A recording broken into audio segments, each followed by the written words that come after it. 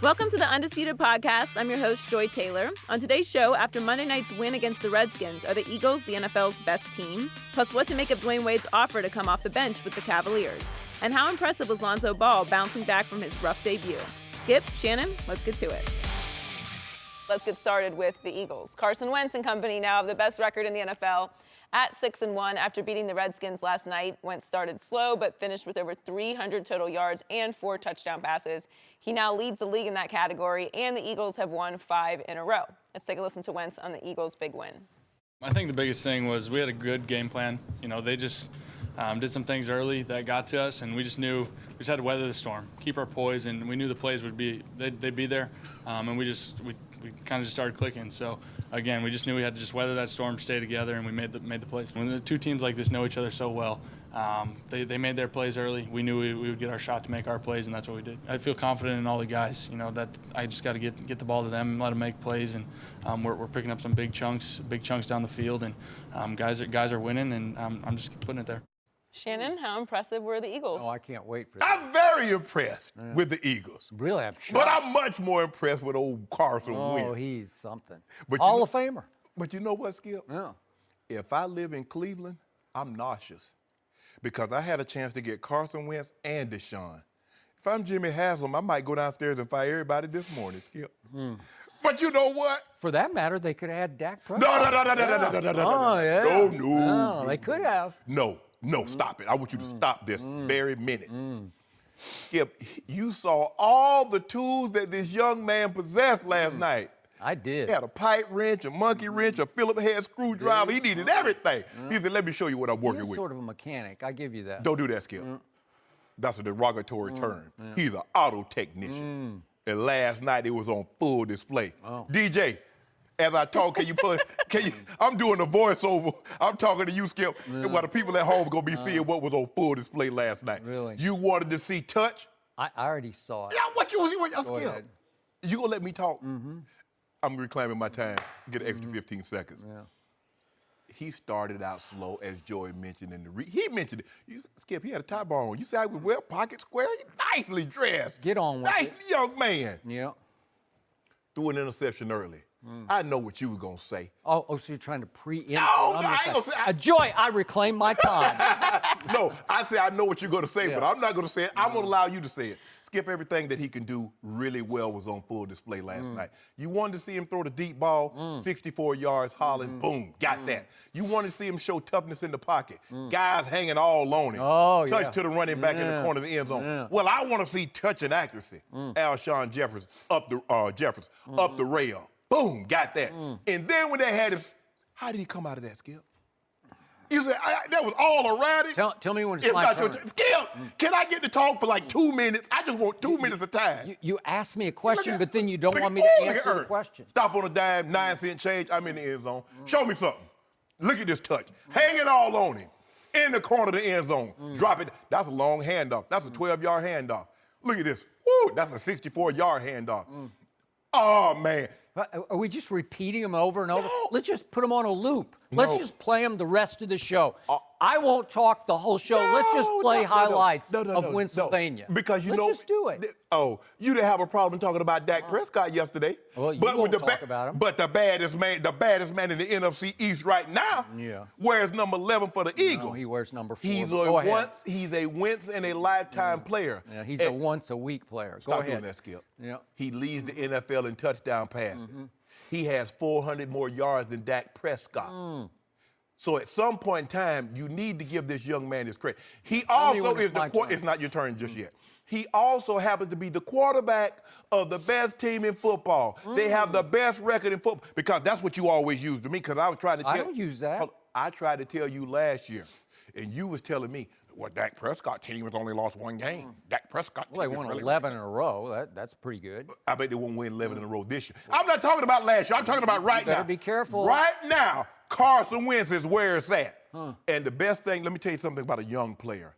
When he believes that he can get it done and he sees his teammates start to believe in him, Ain't no stopping us now. Careful, we're going to have to pay for that. What you mean? We're going to have to pay for that song now that you poorly sung it.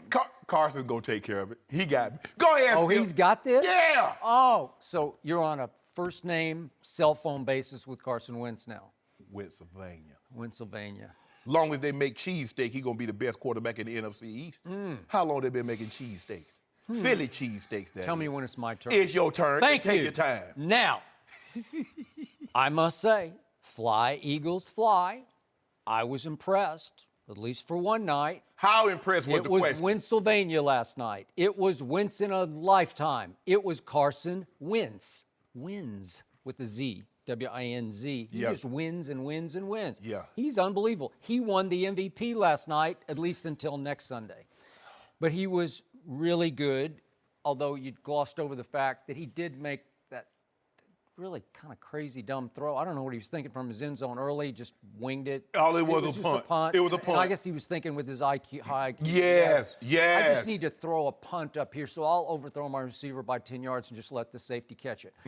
Okay, I'll give you that one. And then he did hit the deep ball that you referred to because he found one DJ Swearinger all alone as a safety on that kid Mac Hollins, and he's pretty good. He can run a little bit, and Carson Wentz closed his eyes and threw it as far as he Stop could. it, this man didn't close his And eyes. his man ran under it, and he caught it. So it's still a 10-10 ball game. And now for the turning point in the game. Carson has a terrific late drive in the first half, drives him down to 2nd and goal at the 4-yard line, and what happened? DJ, could you undrop this track? Because I'd like to never see it again as long as I live. But it's just a quick little out to Zach Ertz, and wait a second.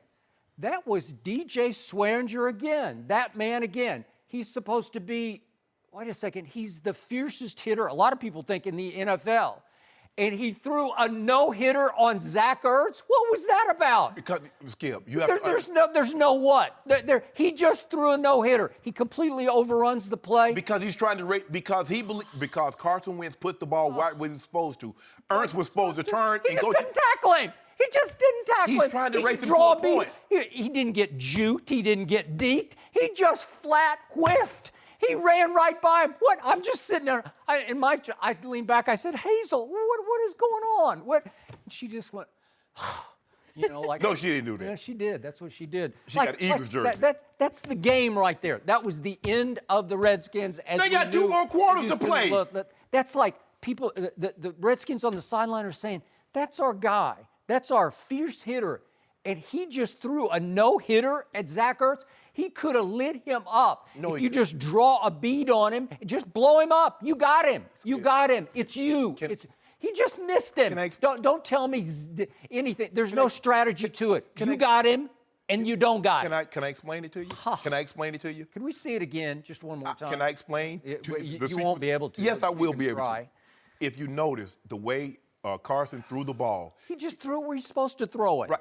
But if you remember, that same play Kirk Cousins had to Graham, but he threw it behind him and he gave Malcolm Jenkins an opportunity to come over the top and make the play. So he threw this one behind him. No. You throw the ball like this. Carson and Zach is going to turn up. He can't even see where Swearinger is. He's got to catch the ball backwards. He knows as a receiver, you know where he's going to try to intersect you at, which is the pylon. So what did he do? No, Swearinger's coming at bullet speed.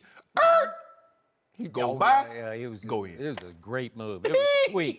It was. He just missed him. I don't know what. It was like he tried not to tackle him. He tried not to tackle him. Seriously, I've never seen quite like that for a guy with the reputation of loving. That's made for you. That's sitting duck. You get to blow up the tight end. But you have to understand where he's coming from, Skip. Lord he understands. It's the his guy already has him outflanked. I'm trying because he's thinking the guy's going to turn and dive for the pylon. Yep. So I'm trying to intersect him at that point. Okay. Zach knows that. So now it's 17-10, and we move along. We fast forward to the third quarter, 9:43 left, and it's 3rd and 9 from the 9. Okay. You mentioned the play, but this is classic. Zach Brown starts to rush on the play, and then he realizes, wait, I got that little rookie back, that Corey Clement from Wisconsin. Wait, I'm supposed to cover him. I'm going to chase him down. And this is the play upon which Carson Wentz gets away with something that he didn't get away with last year.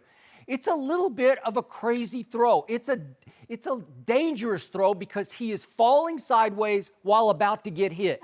And he toughs it out, he forces it through. This is the kind of play last year when again and again down the stretch, as they lost, 7 of their last 9, he would try that play and somebody would hit his elbow and the ball would go straight up in the air. This one he got away with because Zach Brown starts to pass rush and says, wait a minute, I'm supposed to be covering the back, and he didn't even try to block me. So it's a wide open throw, and he pulled it off, and he got away with it because right now he is on one of those magical rolls. Kind of like Dak Prescott last year? It's still early. It's still early. He was on a magical roll early last year until they hit the bye week, and then help me out. What happened at the bye week? Was he on a roll like this? Yeah, he was. No, early. he was not. Yeah, he was. You were already putting him in the Hall of Fame last year. Can I interject? Can I step in right now? No, it's my turn and my time. I just reclaim those 5 seconds. Now, we move along, further action. Okay. It's 3rd and 8 from the Eagles' 27-yard line with 14:55 left in the game. The play you describe as the great escape. I want all of our viewers to focus on what doesn't happen on this play. It looks like Carson Wentz is going to be sacked. But guess what, boys and girls? What happened? Nobody even touched him. All he did was duck and crouch, and he's looking around like, is anybody going to sack me? No, not a hand is laid on him. And you're telling me he powered through. He shrugged off those. Baloney, he shrugged off nobody. Nobody lays a hand on him. Go look at it. Did you not look at it again. Tell me it's a great escape. Did you not? Please tell me it's the greatest escape you've ever seen.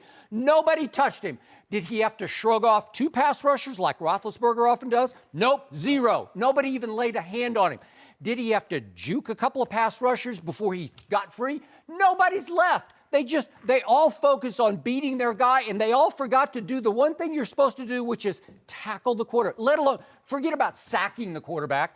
Just maybe get him on the ground, maybe put a hand on him and hold on to him for a second. They got him. They didn't have a hand on him. Nobody touched him. He just crouched, and it was like he was camouflaged in green, like he was out duck hunting in camouflage. Yeah. And he's in the duck blind. He's just waiting for the ducks. Crouching tiger. And he's just down there, and he's looking around, and the ducks don't see him, and they all fly by. And all of a sudden he says, wait a minute, nobody touched me. Maybe I should run down the middle of the field for 17 killer yards. And it just took whatever heart was left out of the Redskins. And it was heralded on Monday Night Football as one of the great plays in the history of Monday Night. Baloney it was. He didn't do anything except duck and crouch and wait. If that was Dak Prescott, you see, that's the intangible. First of all, Skip, Lord have mercy. Zach Brown did not. He was supposed to green dog. If the running back blocks, he's to rush. Okay, he forgot. You're going back to the other play. I'm going back to. But what about the throw? It worked. No. When someone is hanging around your waist, he's falling sideways. He's off balance. It's a bad idea throw. And he throws it. Mm-hmm. But you don't have no problem when Dak Prescott throws the ball across his body as long as it's complete. At the end of the day, was the ball complete or incomplete? No, it worked. I told you, but that's the play last year that got blown up again and again. And he walked off the field looking at his coaches like. Last year I was 48. This year I'm 49. Well, this is his year. Oh, no, I don't need you. No, he got plenty more years. You think this is going to be, you think this is the best, what you saw last night was the best that this young man has to offer? You're sadly mistaken, Skip Bayless. You need to start putting some respect on Carson Wentz's name because you don't respect him because you don't want anybody. You know what? I think he's a great young man. No, don't do that. I do. You know what? See, when they talk, Joey, this is what I know. When they talk about great young man, high character, high quality. You try to minimize him as a football player. He is a great young man. I don't know what he is off the field. He's got all of his priorities in a row. Oh, he's great. Hey, he's a great young man. Came from North Dakota. He was a football player of the year in that. He leads their Bible study every week. I'm not talking about no Bible study. Well, I'm just saying, I'm talking about, he was a sin on the field last night. Because he was just cursing out the Washington. He was doing all kind of, thou shalt not touch me in this pocket. Thou didn't touch him in the pocket. Nobody touched him. Skip, it's okay. Just because you heap praise on him, that doesn't mean you think any less of Dak. But he's having a phenomenal season. Give him credit. I did. No, you I didn't. opened up. I said it's Winsylvania. No. What you tried. Wentz in a lifetime. No. It's Carson Wentz. What you tried to do was tell everybody what Washington didn't do, while not heaping praise on what he did do. Yeah, well, that was my takeaway from last night. No. The Eagles were extremely impressive because Washington was so shockingly unimpressive. Kirk Cousins threw again. What are you doing, DJ? DJ dropped the track. DJ dropped a no tackle is what he dropped. Kirk Cousins had another impressive performance, Skip. He did? Yes. Hold on. So many dumb plays. Hold on. 30 of 40, decisions. 303, 3 touchdowns, 1 interception. The interception, his arm got hit. I mean, you make it seem like the dude was a bum, like he played terrible. I didn't say a word about him. I haven't even brought up Kirk Cousins one time. Are you putting words in my mouth? I tell you what we will do. We'll bring him up on Monday. Well, I think we're going to bring him up on Thursday and Friday. We're going to bring him up. A whole lot on Monday. And I have a lot to say about him then. But you need to stop trying to minimize how impressive Carson looked last night by trying to diminish him by saying, I just went through the plays. I just showed you what happened. Zach Bowman had an opportunity to cover the running back. Zach Brown. He got away with a throw that he shouldn't have made. No. Look at DJ Swearinger swing and miss. I'm trying to whiff. He threw a no-hitter. Skip. It's baseball season. He threw a no-hitter. Maybe it was just his ode to Clayton Kershaw. I don't know. Remember I told you? When you're in tune to what's going on, you know the coverages. So you know where the hit should come from. He knows Swearinger is coming from the inside, trying to play leverage. He knows he's coming. It's the worst. Trust me, the Redskin coaches are looking at that saying, oh, my God. I've done a play. I've run a play like this because I know he's trying to intersect me at a point. So I'm just going. Zach Ertz a Hall of Famer? Well, help me out. I don't know. What does that got to do with it? Carson Wentz is a Hall of Famer. We know that. Tonight, inducted, presented by Shannon Sharpe. The man was impressive last night. Now, you can try to undermine what he accomplished. I'm not undermining. I'm just telling you the truth. No, you're not telling no truth. By the way, as we go forward, what happened to his all-pro left tackle last night? Help me out. What did your researchers say? He got carted off. Huh? He did? Yeah. Really? Yes. What happened? He got rolled up from behind. He like a serious knee injury because they had to put it in the brace, and they carted him off the field. What if Jason Peters is gone? And there's in all likelihood he's gone for the season. But hold on. You make it seem like there's not something pending on October 30th. What if? Since we doing ifs, what if? Yeah, what if what? What if that old judge come back in off that vacation? You got your call in to Goodell? I ain't got no call in to nobody. Yeah, you do. No, I don't want to. Commish, we need your help. No. Crack that whip. No, hold on. The commissioner's already spoken. Yeah. Now it's in the court system hand. He's coming back off vacation, but I don't want to talk about that just yet. We'll cross that bridge. Right now, I'm not even near the bridge. I want to talk about how special this young man looked last night, and why are you, why are you trying to undermine him by talking about what Washington didn't do as opposed to what he did do and extremely well at that? Here's what has happened. The Eagles have peaked early, and my Cowboys are just starting to peak and will peak on time when it matters. Let me get this right. They peaked beating an 0-6 team. I said they're just starting. The season starts for the Cowboys next Sunday at Washington. Your season started against San Francisco. Well, I told you they needed to feel good about themselves. They got back on track. Just what the doctor ordered. Why would you need to feel good about yourself when you got Dak Prescott? Well, why did they struggle? Everybody struggled except the quarterback. Oh, he didn't struggle. Did you see him in Denver? The best quarterback in the NFC East is still Dak Prescott, and anybody who really gets it really gets that. That's not what GM's been saying. That's what evaluators have been saying. Even when Dak was playing his absolute best last year. Let's look at what the Eagles have accomplished so far. They won at Washington thanks to a blown call, a completely bogus call. Kirk Cousins, they said it was a fumble. It was. A forward pass. No, it was just outrageous. I disagree. Then, right on schedule, they go to Kansas City and lose. No shame there. Then they beat the Giants. They won at the Chargers when the Chargers were still really struggling. They beat Arizona. Then they won at Carolina. And what are we seeing from Carolina? Hold on. Way up and way down. Hold on. Wait a minute. I can't let you do that. I don't know. Hold on. I'm not sold. I'm Hold on. sorry, I'm not sold. Hold on, Skip. Hold on. Before we go to break, Joy. Now, you talk about the lowly Giants. Who did the Cowboys beat opening day? The Giants. Okay, 2 weeks ago, who did the Cowboys beat?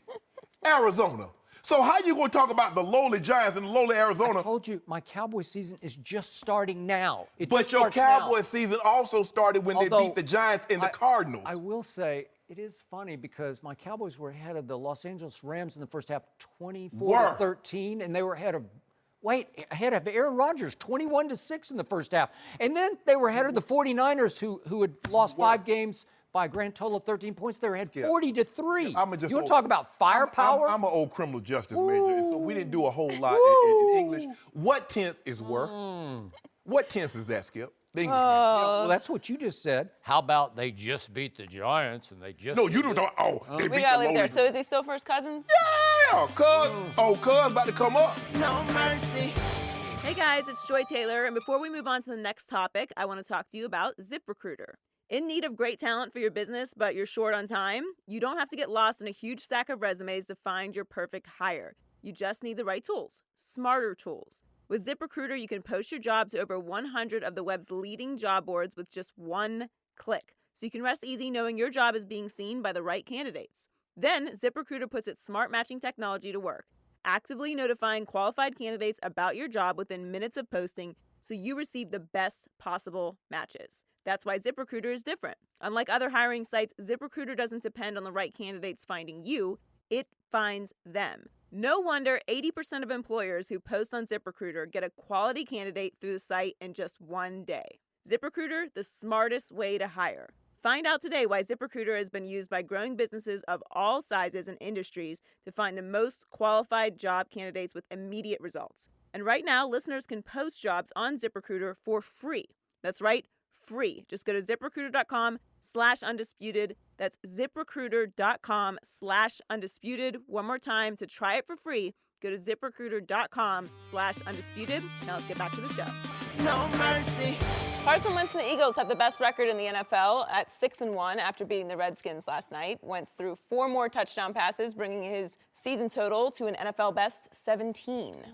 We're joined by FS1 NFL analyst Eric Dickerson. Welcome back, Eric. Thank you. Good to have you. Yeah, we missed you. How was that trip? It was good, but I'm going to tell you something. I'm glad I live in Southern California. Really? Too cold? Until you came back to triple. Until I came back to triple digits, but yes, I'm glad I live here. Yeah. So warm out here. How impressive was Wentz last night? He was very impressive. You know, when you look at him and you think of him as a rookie quarterback last year and how they brought him along. I mean, I thought he threw the ball a lot last year, maybe too much.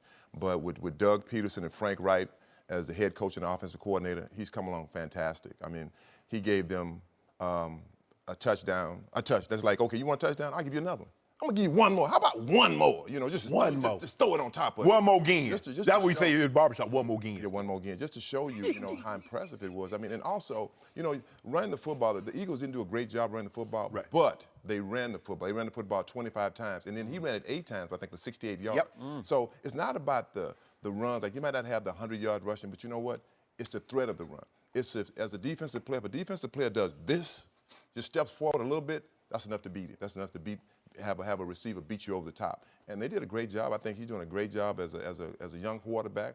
You know, he's in his 2nd year, but he looks like he's in his 4th or 5th year. I mean, so that is when you have a offensive-minded coach and also a quarterback to bring your young quarterback along. You disagree with that?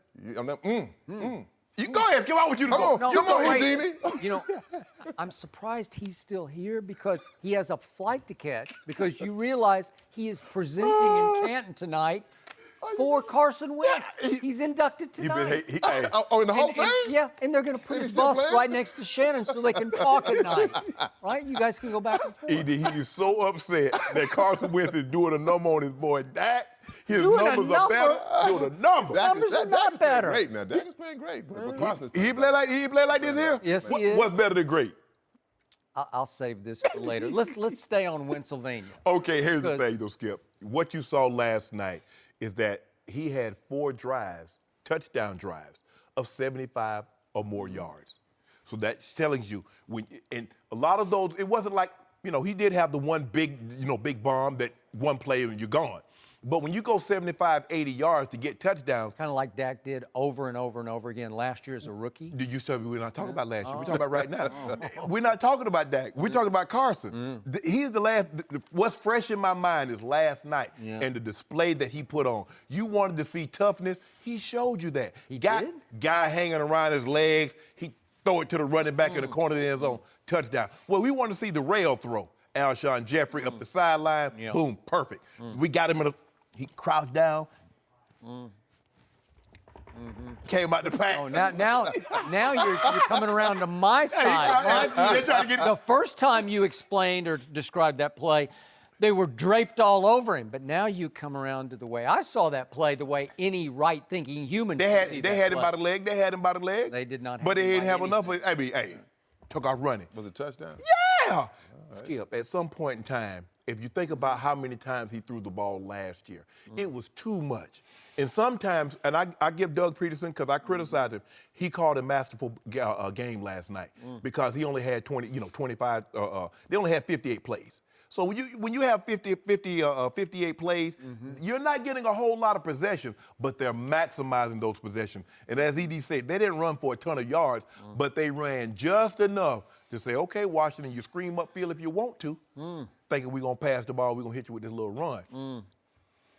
Exemplary. He showed you everything. He showed you why they traded up to get him, and it showed you why even after they gave Sam Bradford $22 million, you got to go because he ready to play now. So last night it was Carson Wentz. It was his night. It's still pretty early in the season, but I'm going to give you both everything you just said. Now let's talk truth about what happened last night. What you mean? Truth? Let's talk about, we didn't talk about the early interception because it was like a punt. Yeah. I'm going to give you that. Yeah. He just flung it up there, up for grabs, overthrew the receiver by, 10 yards maybe. Okay, it's a punt. He's thinking, I got to punt this, so I'm going to throw a pick. I'll take it on my record because it doesn't really matter. The stats don't matter. It's just winning the football game. Right. And then I will give you the 64-yarder to little Mac Hollins, but he winds up on DJ Swearinger, who had a bad night last night for the Redskins. I'm going to talk about him in just a moment, but he winds up as a safety on Mac Hollins, and Carson Wentz closed his eyes and threw it as far as he could, and it hit him right in the hands. It was something. I was impressed. about the man closed his eyes. Yeah. He's got a big arm. He's got a big body. Then it's 10-all thanks to that throw. Late in the first half, it's still a game. And it gets to second and goal at the 4. And Carson Wentz raises up and fires it into the flat to his security blanket tight end, Zach Ertz. Hits him away from the goal line right in his hands. Yes. But one DJ Swearinger might be, I keep hearing he's the fiercest hitter in the National Football League from the safety position. He draws a bead on Zach Ertz, and because it's baseball season, I guess, in honor of baseball, he threw a no-hitter. He just swings and completely misses. He whiffs Zach Ertz. Look at this at the goal line. Can we see that again? I don't understand it. DJ, where are you going? It's like, wait, I'm going to run out of bounds and I'm not going to tackle him. Wait a minute. Come on now. And wait a minute. Did Zach Ertz throw a move on him? When your body Big is tight going end? one way, come on. Oh, okay. Was it a If deep? that was a Cowboy, was it a he'd juke? get a pass. Yes. What is he doing? If I'm one of his teammates, I'm out. I'm like, okay. You out of who? I'm out for the game. I'm out on him. You got to make that play. He's a sitting duck. Skip, here's the thing. You have to he didn't even touch him. DJ Swearinger is on his fourth team in 5 years. So what are you expecting? ED, can you explain to him when a guy's trying to intercept you at a point, you know where he's trying to be at. Exactly. If you know where he's Zach Ertz isn't even looking at him. He doesn't He's looking the other way. He's turned away from him. But you know the coverage. Trust me, you know he's there. Yes. Well, somebody's going to be there. Come on. I mean, it's just absurd. It's not like he had him lined up like, okay. It's a whiff. He's a sitting duck. And Zach Ertz did he throw a move on him? No. It's just terrible. If I'm a Redskin, I say, okay, we're done. Would you we're make out. that tackle? We're out. Huh? Would you have made that tackle? I would have hit him. I promise you I would have hit him. I would have touched him. Skip. Yeah. Skip, I'm telling you, when you catch the ball as a defender, I'm telling you, I can just see the coverages in my head now. I know where the hit's going to come from. I know he's coming to try to intercept me at a point. Sure. The pylon. Yeah. So I'm going to use that against him. He's coming full speed. I'm going to catch it. I'm going to stop. And he's going to go by. He went completely. It's like a Matador play. Yeah. He doesn't even touch him and runs out of bounds. And Zach Ertz looks around and says, oh, Yeah. I guess I can step into the end zone Yeah, now. Wow, I'm impressed. It was a big-time throw from Carson Wentz. Yeah. I get you. And then to the throw in question, now we move ahead to 9:43 left in the third quarter. It's 3rd and 9 from the 9. So this is a big play in the game. Big play. It's still 17-10. Yes. And Zach Brown starts to rush for the Redskins and says, oh, wait a second. I have responsibility on the rookie back. Now he's got a head start on me. And all of a sudden, Carson Wentz he's under fire. He's in a little trouble. And he is slipping down to his left. His feet are going out from under him, and he's about to get hit. This is the play, because I watched all the Carson Wentz games last year. This was the play that got blown up because it's high risk, it's high reward, but it's a dangerous play that you're making because the odds are somebody's going to hit your elbow or your wrist or maybe the football, and it's going to go up in the air, and somebody's going to catch it and run the other way with it. Like that. But this time, he got away with it. He dropped it just over Zach Brown, who was lost on the play. He got smoked. He blew his responsibility. He completely blew the coverage. Why you doing that to man? Because he's a really good player, and he is really fast. He might be the fastest linebacker in the league, but he runs right by little Chris Clement, and the kid's just gone around, just a little wheel route. It's just easy. But how about giving him credit? I say you still have to get a quarterback. You give Carson Wentz credit. He's like a big, young Ben Roethlisberger. Okay, he's a I got big it. guy. Yeah. He's not 6'5", 195. No. He's 6'5". No, he's 240. 245. Yeah. That's a big Prototypical. man. He's not Textbook. as stout as Dak is, but he's got some weight on it. Yeah. If I'm building a quarterback, you want him about 6'5". Yeah. You want him about 240, 245. Sure. And he can drop dimes, Alshon Jeffrey up the rail. You want people hanging on you, and he can still get it out there and drop it in the bucket. We call those long handoffs. When you throw it and the ball so perfect, there ain't nothing you can do about it, Skip. Right. So then we get to the play on which Shannon Sharpe enshrined him, put him into the Hall of Fame. In the Hall of Fame? He said, this is it. It's over. He's in the Hall of Fame. Yeah, this is man here. 3rd and 8 from the 27-yard line early in the fourth quarter, and here comes the rush on Carson Wentz. So did he shrug off a couple of rushers like Ben Roethlisberger does? Did he then juke a couple of more and tear down the field? Right. No, he ducked and crouched. He just crouched in his little got duck it. They got blind. it. He's got his They got it. camouflage on. Did he? Yeah, guess what? Nobody touched him. So, They got him by the legs, Skip. They got him. Nobody's They got him. Well, Nobody's they got touching him. Nobody's touching him. No, They got caught up in the Everybody beats their guy. No. They beat their blocker, but they all forget to do No. Actually, goal number 1. tackle. How about touch the quarterback? No, Just touch him. no. Let me tell you what happened, Skip. Smallwood did an unbelievable job because he got bulled over by the linebacker, and because he wouldn't give up, he ended up pushing him down because the linebacker had a hand on Carson. But Smallwood He didn't touch him. He did. No, nobody touched him. He's not even reaching for Smallwood it. would not give up on the play. Look at it. He just ducks down, and think of what he's seeing in his vision. He's just seeing a tunnel. And No, he's looking saying, around I'm still like standing up, and I can take off running. Well, he's crouched down, and then he's looking around. I'm Wait a minute, still nobody standing. touched me. Oh, maybe I should run because nobody's in the Oh, middle maybe of the he field. should run. Oh, I'm that's going to what he run thought. 17 yards. He runs 17 yards for a crushing first down. Got more rushing yards than Dak. This is 3rd and 8. Who has more Oh. rushing yards? Carson Wentz or Dak Prescott? Who's run for more first downs? Who has more passing yards? Who ran 4 times in San Francisco? 3 for first downs, 1 for a touchdown. How many, Dak Prescott. how many first downs did he Way get to last go. night? Wow. How many first downs did he get with his leg last night? How many first downs? I'll take Dak I do Prescott. love. He loves his Cowboys. He loves them. He loves his Cowboys. I'll take Dak Prescott running over Carson Wentz any day of the week. Any day. All I'm Give me the read option with Dak running it. Thank you. We don't run the. We can run it, but we throw for touchdowns. Are we talking about the Cowboys? No, We're talking about the Eagles. I mean, and he talking about Dak last year. This man leads the league in touchdown passes. He leads the league. Is Tom Brady in this league? Hold on just a second. How many games have the Eagles played? 7. Oh, how many games have the Cowboys played? 6. Oh, well, so maybe if Dak gets a chance to throw some more touchdown passes, maybe he'll lead the league. What is it, 17-14? Until he throws, well, he's 400 yards behind him, too. So when he has that 400-yard passing day to catch up with him. Oh. You got to give him Oh, credit. guess who? You got to give him Guess credit. who Carson play on Sunday? The 49ers. We'll see. Hey, when did See that- how he does. Yeah. Can he hang 40 on him? It was 40-3 Cowboys. He gonna be out in Hang the third 40? quarter. He gonna be out in the third quarter. Really? 'Cause he gonna be out in the 40? third quarter. It's going to be over. He gonna be out in the third quarter. Huh. He and I be on the sideline eating Philly cheesesteaks. Will you give me 37? Will you give me San Francisco in 37? No, you wouldn't give me 8.5. 43. Well, I want to see if you got, this is your team. This is the best team in pro football, most explosive, with the best quarterback. Give me 37 points. Well, let's go to the final score. It was 40-10. I need 30. No. Will you give me 30? No, I'll give you 6. Like, 6? That's what you offered me? Huh? That's what you offered Well, me? that was before that happened. Okay. Yeah. Yeah. Have you ever had a Philly cheesesteak in your life? Yeah, long time ago. I tell you what, Skip, I promise you this. I guarantee you he'll leave Sunday's game with more than 17 touchdown passes. What you think about that? I forget the most important thing, leave that with the win. I bet they're going to leave that with that dub. That's all I care. No mercy.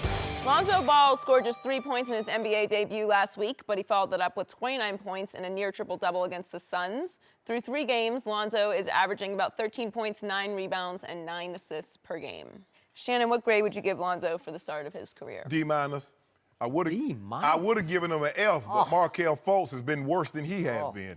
Well, that's a shock. Skip, how can I give him anything but a D-? His plus-minus, when he's on the court, they're minus 37. When he's on the bench, they're plus 18. What am I supposed to do with that? His PER. Now, Jordan Clarkson, as far as point guards, has the 4th best PER. Jordan Clarkson really isn't a point guard, but go ahead. But He's I'm more saying- of a 2 guard, but I got you. Okay. How about this here? He's tied for 185th in PER. Guess who he's behind?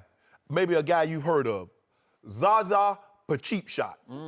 His PER is better than Lonzo Ball. Lonzo is shooting under 35% from the floor, under 30% from 3, 50% from the free throw line.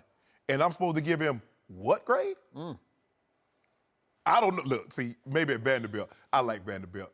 Hey, Vanderbilt, you still got that plug for me? You still got that plug for me, right? I ain't gonna say. Go ahead. No, but I'm just saying, Skip. Let's be fair. I mean, if you look at his number, you look at the stat line, you're like, wow, 1399, that's really good. But then you look at it, you're like, in 2 losses, 21% from the floor, 1 of 8 from 3, 5 points. That's what he's averaging in the 2 losses. Come on, Skip. Yeah, you got to be fair with this. I know what you think he might be, but currently, there's no way I'm giving him anything other than a D-. Would have given him an F. Apparently, you did not watch Friday night at Phoenix. I did, much to Ernestine's chagrin. She was not pleased with me because it's our only night together. Yeah. And I said, nope, I'm not turning this off because it was extraordinary, which is why I'm giving him a B+ for his first 3 games. I was slightly disappointed, but only slightly, in the opener when clearly Patrick Beverley came in with the biggest chip on his shoulder on a mission to destroy Lonzo Ball, and he took it to Lonzo. I can't wait for the next time that they match up because it'll be different next time. And I do agree with you on this count. I was very disappointed in what happened at the end of the game at Staples against the New Orleans, what are they now? Pelicans. But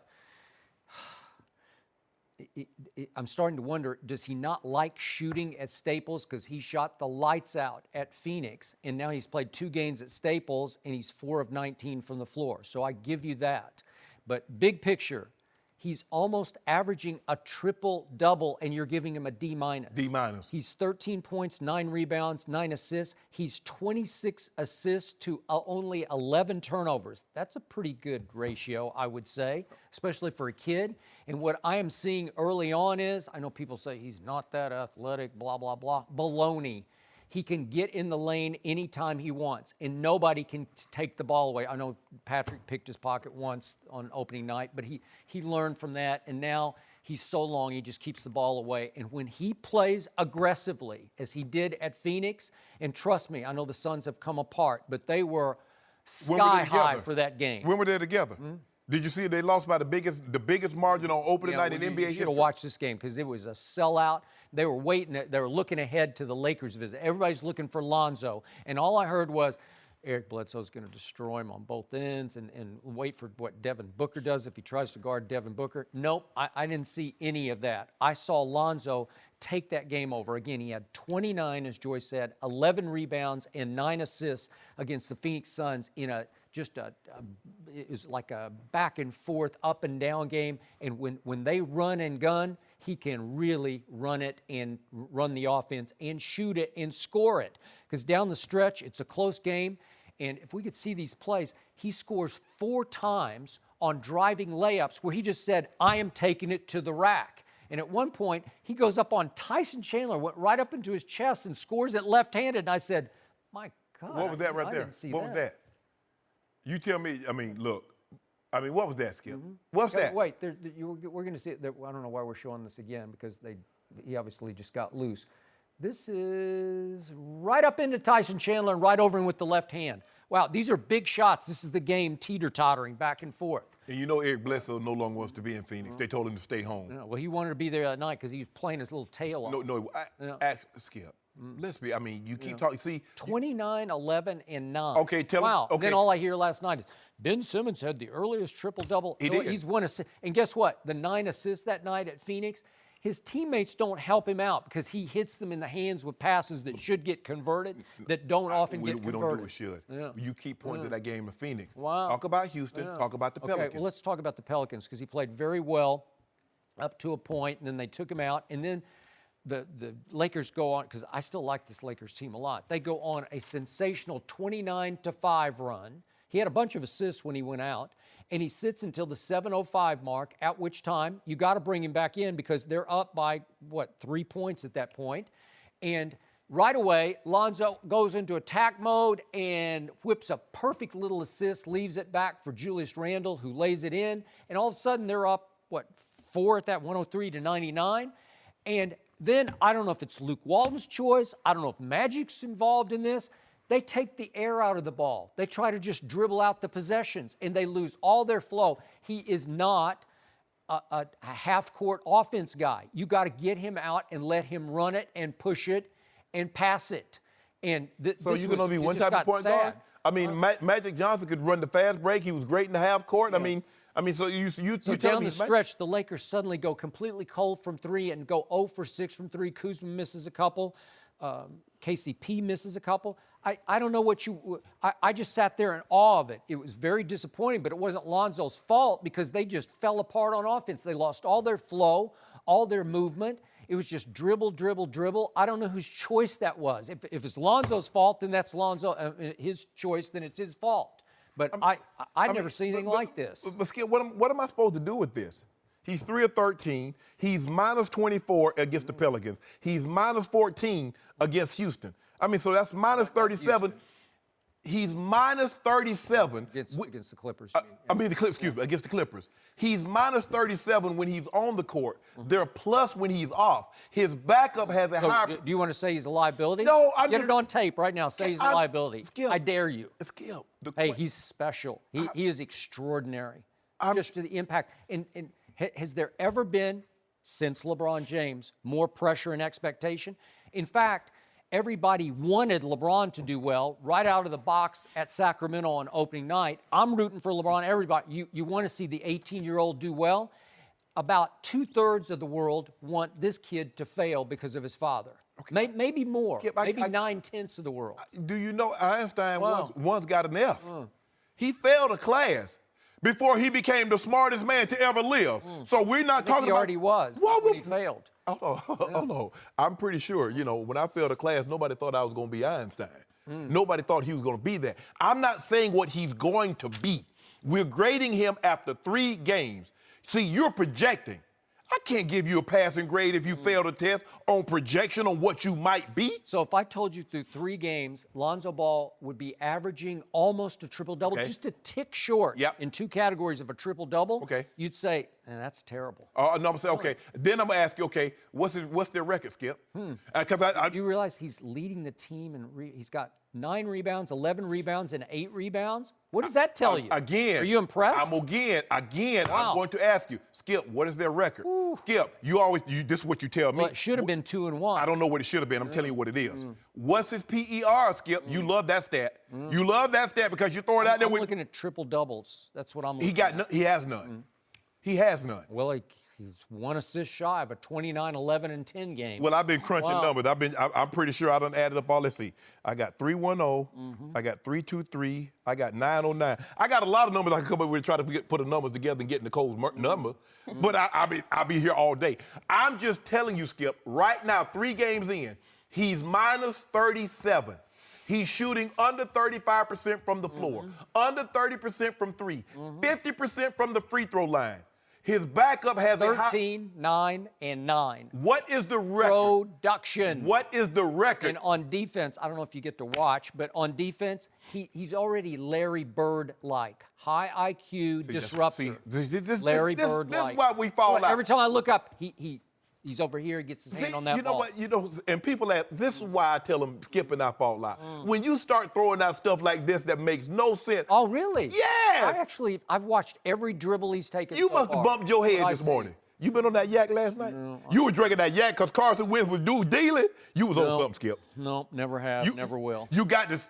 For you to say that Lonzo Ball has shown you something in the previous 3 games that remind you of Larry Bird. Defensively, he does. He's Bird-like. He is. Skip. Yep. I still like this team a lot. They should have beaten the Pelicans. They had them on the road. Why you keep talking about should? Well, I'm just saying what I saw. No, Skip, we don't. You know, Skip. By the way, Kyle Kuzma, he's legit. I mean, we ain't talking about Kuzma. No, I'm talking about this team. I told you I like this team. You cover sport for over 40 years. Yeah, I wondered where you were on Friday night. I don't think you saw that game. I saw it. You did not. All I'm asking, can 29, 11, and... Wait, 29, 11, and 9? Is that right? You're right. Wait, 29, 11, and 9? Yep, in one game. Wow. Okay, yeah, he had 29, and then the first game he had 3, and the other game he had 8. So he's had a 29-point game, he's had an 11-rebound game, and he's had a 13-assist game. Think about that. You see what he did? 11-rebound game and a 13-assist game, and this guy says he's a D-. You know what I did? D-. You know what you did? You see what he did? Joy, if you didn't notice, you heard what he did. He had a 29, a 13, and an 11. And he made it seem like he had all those in one game. Well, I said in the 3 games, those are 3 of his totals. Okay. It's hard, man. Okay, It's how hard about this? to do that. Can you tell? How many NBA players can do any of those 3? LeBron. Yeah. But anyway, I'll give can you that. can you tell the people in the game in which he had that 9 rebounds, how many points did he score? He scored 3. And then he had 8 in that 13 11 assist game. You know what? These rebounds are Westbrook-like, except this kid is 6'7". And wait until they figure out that when a 6'3" guy is guarding him, you just post up the 6'3" guy. Remember, he's just 19 years old. Have you seen the shot? Down low? Yeah. I've seen all kinds of left and right. He's ambidextrous. Skip. I'm talking about posting up. Skip. See, you understand when you post up, you don't shoot threes. You actually just take it to the rack. Stop. Just because the guy occasionally lays the ball up with his left hand, LeBron James is ambidextrous because he shoots basketball with his right, but he writes with his left. I got it. This kid is ambidextrous. No, he's not. He's amphibious. Left-handed. No. He is. First of all, Skip, you need to stop with this foolishness. Give the man, look, you can grade, look, it doesn't. Minus? Yes. That's just harsh. That's just. What would that's you just get? ugly. Can I ask you a question? That's just hate. That's just hate. Just for my personal, just for my personal sake, and the astute fans at home, if LeBron had had this in his first 3 games as a rookie, what would you have given him? What are you talking about? He didn't. Exactly. Well, I was there. I'm doing it on TV. I'm watching it the night before, and I'm talking about it on cold pizza the next day. Do you know what, Skip? You gave LeBron James, who averaged a triple-double in the finals, you gave him a C-. He deserved it. What happened in the turning point? He's the best. Wait a second. Has anybody referred to Lonzo Ball as the best player on the planet? You referred to him as Magic Johnson. You said he's transcendent. I didn't call him said he's Magic Johnson. transcendent. I didn't say. I said he will be. Okay. I said he will be. Okay. Yeah. I mean, I'm accepting what you tell me, that LeBron is the best player on the planet. Yes. And now he proved it. In 2 finals, he's had a home game on a silver platter for him to close a deal because, help me out, game 3, did he not have the ball in his hands with a 4-point lead with a minute 30 left? Kyrie missed 7 threes. He's the best player on the planet. Kyrie's not the best player on the planet. Yeah. Oh, he's the best player closer. on the planet. We gave him the ball. We wanted him to close. And then back 3 years ago, remember, LeBron had game 4 in his house. They're up 2 games to 1. Game 4 in his house. Go look at the numbers. Hey, give LeBron. I tell you what, when Steph Curry can win a game with his second best player on the team being Sean Livingston, come talk to me. When KD can win a championship, when the second best player on his team is Matthew Dellavedova, talk to me. Well, we could say he could probably pull it off. LeBron couldn't pull it off. First of all, he couldn't win a championship with Russell and James Harden. No mercy. Dwyane Wade has struggled in his first 3 games as a Cav, averaging under 6 points per game. That led D-Wade to volunteer to move from the starting lineup to the bench, starting tonight against the Bulls. Let's take a listen to Ty Lue and Wade on the move. I came here for one reason. I didn't come here to shoot 20 shots or average 20 points. I came here to be a part of winning and to bring what I can to this team, and I want to do that. And I feel that my best opportunity to do that is in that unit. So it just came down to that. Well, he came to me and said, you know what, Coach, what you said was right. I'd be able to be featured more in the first lineup, and I'd be able to handle second unit, I'd be able to handle the ball more. So let's make that move and make that adjustment. So he came to me after the game the other night. So that's what professionals do. And, no ego. And he saw what's best for the team for him to come off the bench. So it was his call, and here we are. We're joined by FS1 NBA analyst Chris Broussard. Stop Kickley. You got the kiki kid over there. It was his call? Yeah. Who's the coach? Ty Lue. You really don't think this was Wade's Has call? Greg Popovich ever said it was his call? He came to me and said he wants to start or he wants to come off the bench. So I said yes. Pop has said publicly many times he's thanked Tim Duncan for what? Allowing you to coach him. Allowing him to coach him. So Pop understands. Chris, will this work? Well, what's work? With Dwyane Wade starting or not, they're winning the East. With or without Dwyane Wade, period, they're winning the East. So Dwyane Wade at 35 years old is not what he used to be. We all know that. Now, this was the move to make from the beginning. I thought he would be coming off the bench from the get-go. I like the way Ty Lue did it out of respect and deference for what Wade is and was to this game. He let him start. But you always just looked at it like, how in the world in today's NBA are you going to have 2 guards who can't shoot 3-pointers? Especially on a team like Cleveland that likes to have a lot of 3-point shooting and wants to spread the floor for LeBron to create 3-point shots for his teammates. So basketball. Yeah, and at this point too, J.R. Smith, we know he's a better 3-point shooter, will spread the floor, also a better defender. Now, I'll say this, because I heard you earlier, Skip, and you think how's Wade gonna feel about it? Dwyane Wade is about the most selfless superstar this league has ever seen. You can put David Robinson up there with him, but here's the difference in those two. Dwyane Wade, I can't think of an alpha dog superstar in his prime who ever gave his team to another player so they could win. Because Dwyane Wade saw in Miami, look, LeBron needs to have the ball and be the playmaker, so I'm going to step back. I think Dwyane stepped back and said, I'm going to be about 80% of what I really could do so that LeBron could excel, run the team, and they could win. So this is Wade's M.O. I totally believe what he's saying about it was his call and that he's going to be fine with it because that's who he's been throughout his career. I want to go. You go, Skip. I want you to go. I want you to go first. Are you just listening to the conversation? I just want you to go. I don't think this will work because Dwyane still has a superstar mindset. And I agree with you. He deferred to LeBron. He taught LeBron how, but he also stepped back and let LeBron be. And it was impressive to watch, and that worked. I just don't think Dwyane, even at age 35, and he'll be 36 in January, so it's not that far away, I just don't think he can be Manu Ginobili because the most unselfish star I ever saw, and maybe you say he's not a star, but Ginobili was a star early. I know he's not American, and he was a pro in other countries for a while, and he came a little bit late to our sport here in the United States, but listen, as Pop has often said about Manu Ginobili, if we wanted him to, he'd average 30 a game. This is going back to his He'll be a Hall of days. Famer. Well, he's got 4 rings, and he's got He'll be a Hall of that gold they won in 2004. He'll be a Hall of Famer. International competition, absolutely. Well, he's a Hall of Famer.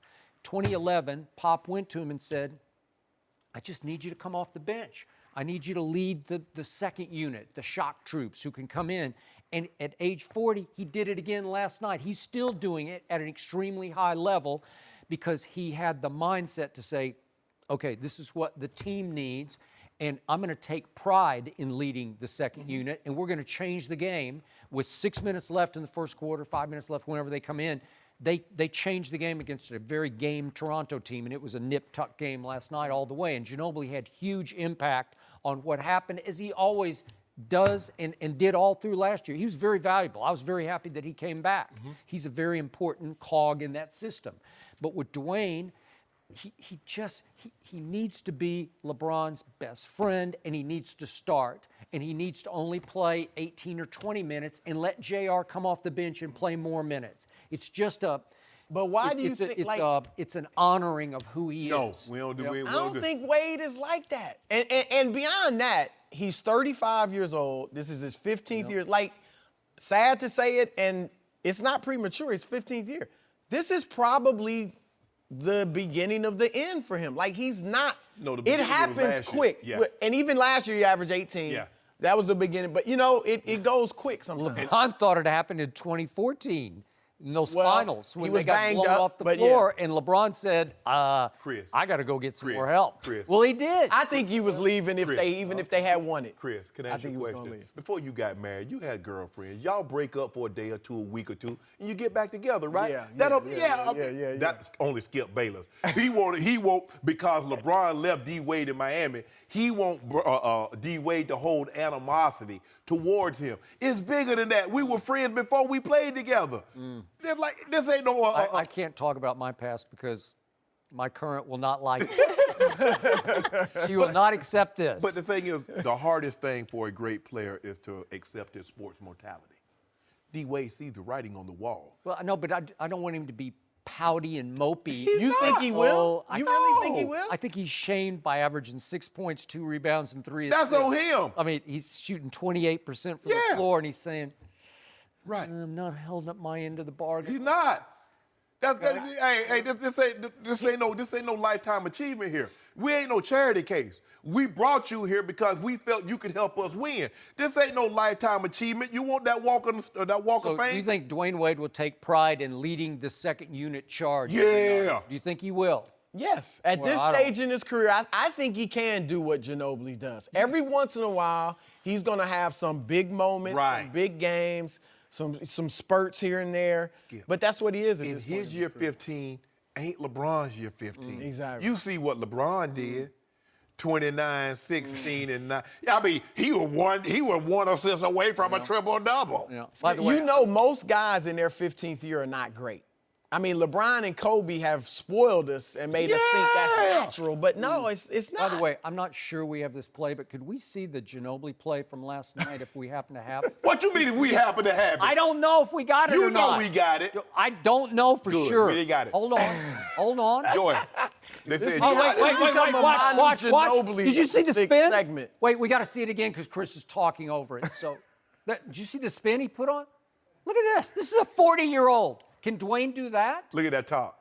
Look at that sunroof. No, he's 40. Look at that sunroof. He's 40. Look at LeBron's sunroof. LeBron ain't no 40. Yes, he's got a sunroof. All LeBron got to do is get that Beijing, that 53 tint, and he good. If LeBron wanted hair, he could grow hair. The whole Spurs bench came up and said, oh, my God. But see, He's 40. That inspired the whole whole Manu has some horrible games, too. I mean, he'll throw it in the 50s. And did last year, too. Yeah, I mean, so. Okay. But Dwyane will have his moments. He ignites. Can Dwyane ignite? Yeah. Okay. You really think Wade is going to be moping? I think this will shame him. This is not his mindset to say, I'm relegated to I'm not a bench player.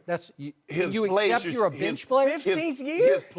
His play should shame him. Not coming off the bench, Skip. He has not played well. He's missing wide open, uncontested shots. He's not a play off the ball type of guy at this juncture. He needs to initiate offense and have the offense run through him somewhat. But he's not the same player that he was even 3 years ago. What was his primary responsibility when he arrived in Cleveland? It's to keep LeBron's spirits up through the low points, to talk him Ain't through gonna be it, no low point. to be there for him, We to gonna be win the MVP. rock, to be the cornerstone And we going to a emotionally for LeBron. Where'd you get that from?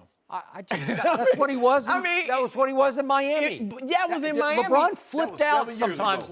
But if Wade didn't go to Cleveland, LeBron would have been fine. Did you hear LeBron just flip out last year after the loss at New Orleans? Do you remember that? Yeah.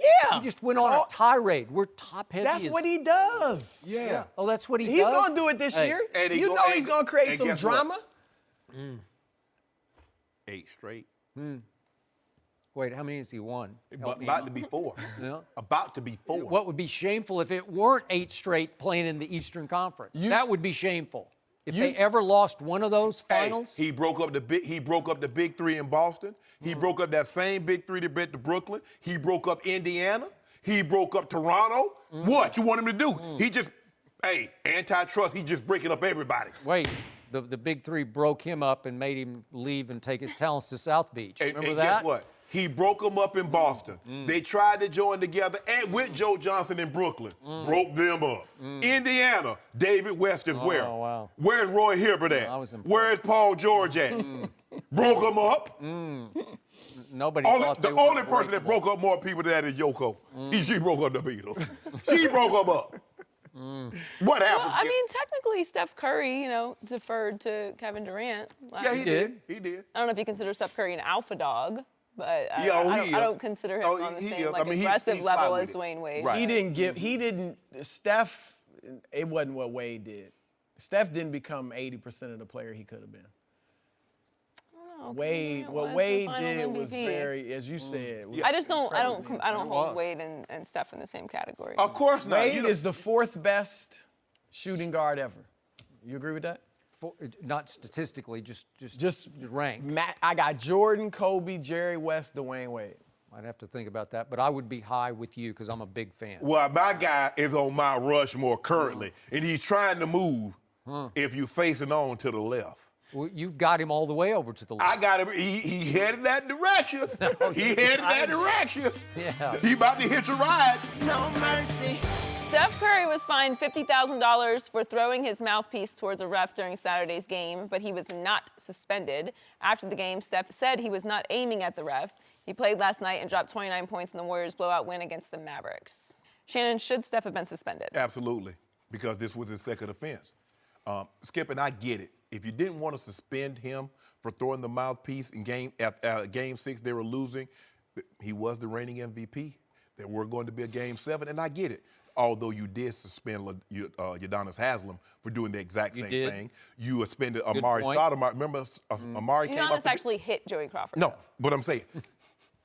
Well, that's okay. But I'm good with that. I'm fine with it. Whatever Udonis does, I'm fine with. Skip, and you remember against your San Antonio Spurs, they suspended Amari Stoudemire for game 7 for coming off the bench in game 6. Okay, so that has to do with what? So this is his second offense. All right. This is a meaningless game in October. This is an opportunity for you to say, okay, Steph, go sit this one down. Don't let this happen again. That's all you had to do, Skip. Yep. How many times does he get to throw his mouth? First of all, why do they touch it so much? You put the mouthpiece in your mouth. You shake a guy's hand. You slap a guy on the butt. You pat a guy on the head. And then you stick it and put it back in your mouth. They do that all the time in football. I know. No, they don't. I don't touch it. Unless it falls on the ground. That's why I didn't wear no mouthpiece. That's nasty. But I'm saying I this. mean, Steph's got an obsession with his because he's always like chewing on it, yeah. shooting free throws. And you excuse about they do it all. Udonis chews his mouthpiece too. Oh, there you go. Joy. Hey, you better watch it. Udonis a real one. Don't get involved with you. And that's the thing. He shouldn't have been suspended, but this is his second offense, Skip. And you're talking about he wasn't trying to hit the ref. That's not the issue. The issue is that you threw it for a second time. So how many times does he get to throw his mouthpiece? Let me ask you a question, Skip. If that was Boogie Cousins, tell me what would have happened. Oh, Lord have mercy. he might be gone for a while. Exactly. And that's my point, Skip. This is a perfect opportunity for you to say, Steph, stop this now. This is enough. I get it. You're frustrated. They were losing, and I get the frustration. 1-2. Nobody thought they'd be 1-2 at this point in time, but you did it 2 years ago, and you've done it again. So at what point in time do you send a message to say, Steph, we need you to stop this as a face of the league? I get it. He's an MVP, but he's doing something that's unacceptable. So $50,000 to a guy that's making $40 million. I cannot tell you. I agree with every point you just made times 100, because when I heard that Steph was not suspended just for a game, just to make the statement, just to send the message, this will not be tolerated, it turned my stomach, because it has come to this for the NBA. And I usually give Adam Silver gold medals for all of his decisions. He gets no medal for this one, because this is just shameful. This is catering to the two-time MVP, a marquee star on a team that was the most prohibitively favored before the season started in the history of the NBA to win it all. So you are protecting your product here. And it's just disgusting, because you're letting them push the boundaries, push the limits farther and farther, and then you let Steve Kerr talk you out of it and shame you into a no decision here on Steph, no suspension. Because right after the game, Steve Kerr, everybody respects the heck out of Steve Kerr. They love Steve. Oh, do they? But he made an extremely sarcastic remark about, he should get 8 or 10 games for throwing his mouthpiece. And he went on to say, it was egregious, it was awful, it endangered people in the stands, blah, blah, blah. He was just laying it on thick. And I guess Kiki Vandeweghe in the league office and Commissioner Silver sat back and said, yeah, he's really got a point. It wasn't that big a deal. He didn't actually hit Joey Crawford, or the referee in question. I'm not a big Joey Crawford fan either. You're a Udonis fan, but that was okay. You was out on Joey ever since he you got ever that since right. he threw Tim out of the game for last. Guess what happened to him? He got tossed for that, for a while. But in this case, you can't let Steph Curry even throw in the direction of the official. It's in the direction. Maybe he didn't aim at him, but he kind of threw it at his feet. Well, he's not Clayton Kershaw. No. Hell, if he could hit him, he'd have been pitching, probably been pitching in baseball. Right. And so this is the NBA backing off. And just let them be themselves, just the way they backed off last year after Game 1 of the conference finals, when Zaza Pachulia got away with as dirty a play as I've ever seen in all my years of watching playoff basketball. And I'm going to say it one more time.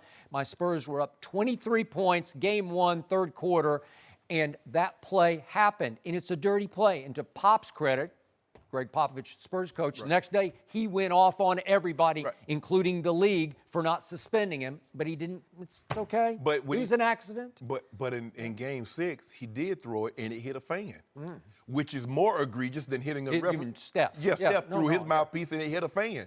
Okay, you fined him for that. You should have told him, Steph, any more throwing of the mouthpiece will result in a suspension. So clearly you didn't say that, or clearly he didn't get the message, which in either case is unacceptable. I get Steph is a two-time MVP. I get it, he's one of the faces of the NBA. But Skip, you can't let stuff like this go, especially when it's more than once. I agree. So what happened right on schedule last night in Dallas? The Golden State Warriors were right back on schedule, grandstanding and front-running and acting like they're the Globetrotters against the Washington Generals. And did you see the kid Jordan Bell's play at the end of the game? Can we just see that for a second? Just to put this in perspective. Jordan Bell, I hope we have this play. Yes, we do. Here we go the other way. Jordan Bell alone, off the glass, and dunks it. And then we get to see KD and Steph are like, oh, my God. But Steve Kerr was laughing, and then it was reported that he apologized to Rick Carlisle for what Jordan Bell did. Rick Carlisle should apologize for putting that crappy team out on the court. Okay, but it has come to this for Golden State. Yes. That's the way they're going to treat the league, because they get kid-gloved by the league. They get protected. Yes. And so even the kid Jordan Bell that they went up and they stole him, I liked him a lot in the NCAAs out of Oregon. And so now he's a warrior. He's doing warrior things. He's doing Steph things. He's grandstanding. He is front running, and that's what they have come to, because they know that their boundaries are much wider than most of the league. And that's all I'm saying, Skip. I don't go around advocating for people to be suspended, players to be suspended, having played a professional sport. But at some point in time, no matter how great you are, or no matter how big your face is in that particular sport, you got to be held accountable for your actions. This is sending a bad message, because Boogie Cousins is looking around like, if that was me, I already know I'm gone. Let me ask you, if Draymond Green, he doesn't wear one, if he's throwing his mouthpiece, you think they suspend Draymond? I would think so, given his track record. By the way, Draymond's talking big and bad last night after Dennis Smith Jr. goes in and tries to, quote-unquote, dunk on him. Yeah. Dennis Smith Jr. is 6 feet 3 inches tall. Draymond's 6'7", 6'8"-ish, somewhere in that ballpark. Pick on somebody your own size, Draymond. You didn't want to. You know what Bron did? You remember Bron on Christmas Day? Hung him like he hung an ornament. I thought it was pencil on it. You ought to rope. You had a big old tree, ducked him, lights everywhere. On Draymond? Draymond and KD. When he hung on the rim and should have gotten a technical? Yeah, they know he shouldn't have skipped. He didn't want nobody to undercut him and hurt him. Oh, really? Dunked everybody through it. Yeah, I think. Isn't it amazing how they've gone from like the baby-faced assassins, now Splash they're- Brothers, and now they're like the Look evil at them empire. now. Yeah, they're the evil empire. They are. No mercy. Thanks for listening to the Undisputed Podcast. I'm Joy Taylor. We're back at the same time tomorrow morning, 9:30 Eastern. We'll see you then. Fox Sports, one of one.